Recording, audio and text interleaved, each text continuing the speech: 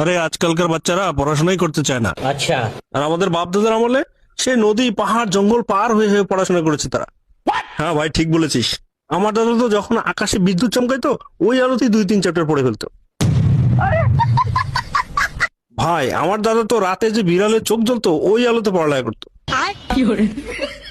আর আমার দাদাকে দেখে পুরো এলাকার লোক জ্বলতো, উনি তো সেই আলোতে পড়ালেখা করছে। ভাই বাপ দাদার কথা বাদ দে, আমরাই তো কত কষ্ট করে পড়ালেখা করছি।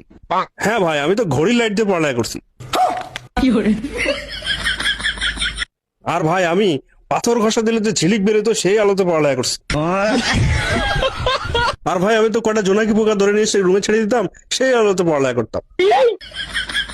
কিন্তু ভাই আমি সবচেয়ে ডেঞ্জারাস ছিলাম। একটা বইয়ের মধ্যে আগুন লাগাই দিতাম আর ওই আলোতে 3-4টা বই পড়ে ফেলতাম। কিন্তু ভাই তুই একটা ভুল করছস।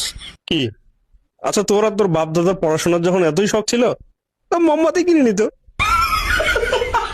আর শালা তোর আর তোর বাপ দাদার পড়াশোনার এত ঝোঁক ছিল তো দিনে পড়ালেখা করতো। আর শালা তুই হাসতেছিস কেন? সব জানি তোর বাপ দাদা সম্পর্কে। এক নম্বরের মূর্খ ছিল সব, এই মিথ্যা কথা বলতেছে। আরে 500 করে চাল নিয়ে নিয়ে জমি বিক্রি করে খাইছে।